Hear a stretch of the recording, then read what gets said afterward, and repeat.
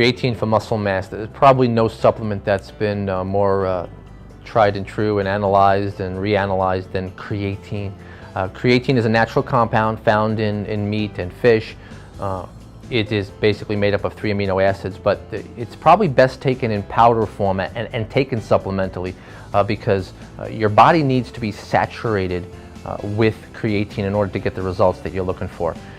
By that I mean, this is an extremely important point, creatine is a cumulative supplement and not an acute supplement. And that is to say, in other words, an acute supplement would be something like taking possibly a caffeine capsule or drinking a cup of coffee. If you take a caffeine capsule, you're going to get the results immediately. You're going to feel energized. You're going to feel that caffeine capsule working in your body, and then a short while after that, when it dissipates, you're not going to feel it anymore. It's different with creatine. Your body and your cells, muscle cells in particular, need to be saturated with creatine. And in fact, 95% of the creatine in your body, it resides in your muscle tissue.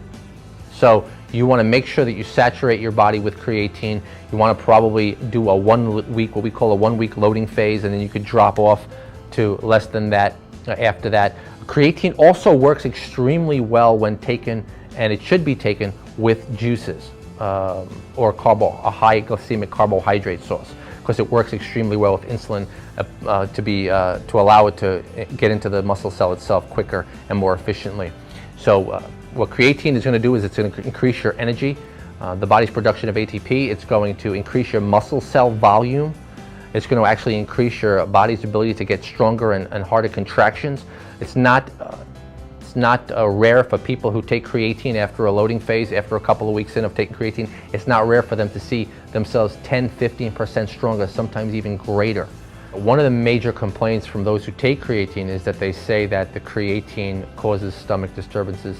I mean, anything in large dosages, creatine is considered a safe supplement, but you shouldn't overdo any one supplement. Your body's always seeking to find its homeostatic place and rest and get acclimated. So it's always good to back off any and all supplements except maybe your macronutrients, your protein, your carbs, and so on, and your healthy fats.